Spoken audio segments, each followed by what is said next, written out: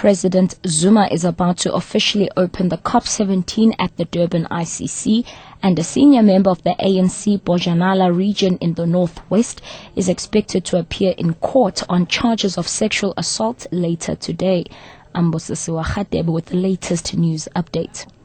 President Jacob Zuma is about to officially open the COP17 United Nations Climate Change Conference at the Durban International Conference Center.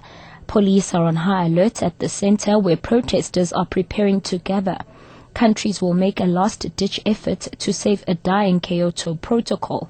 The conference will seek to cut the greenhouse gas emissions, which scientists blame for rising sea levels, intense storms and crop failures.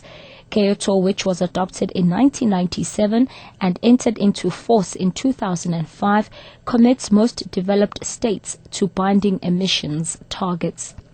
Business people are hoping for a positive outcome of the COP17 United Nations Climate Change Conference in Durban. The objective of the conference is to set carbon emission reduction targets while trying not to impede economic growth and development. South Africa is committed to reducing national emissions to 34% by 2020.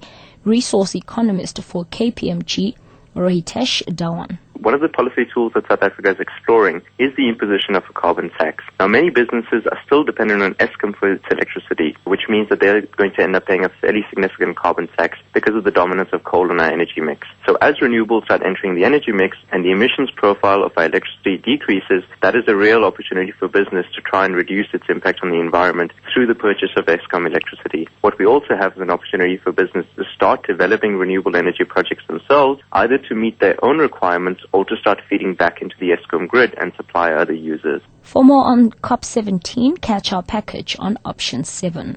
The Sitsoto municipality in the Eastern Free State is assessing the damage caused by the storm in Mekhaleng Township, Vicksburg. Police say 12 houses were damaged, but there are no reports of injuries or fatalities.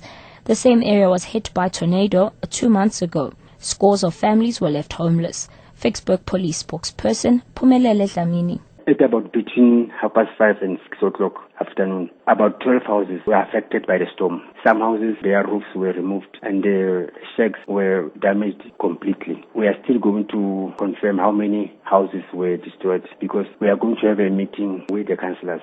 And lastly, a senior member of the ANC Bojanala region in Rustenburg in the northwest is expected to appear in the Mugwase Magistrates Court on charges of sexual assault later today. Police spokesperson Provia Tseke. It alleged that the suspect promised to secure a job for the victim. He then lured the victim to his house, claiming that he has to download a document on his laptop. On arrival at his house, he then locked the victim in the house for plus minus 20 minutes. On his return, he forced himself on the victim. He is appearing in the Mugwase Magistrate Court today on charges of sexual assault. Catch the latest news anytime here on NewsBreak Option 1.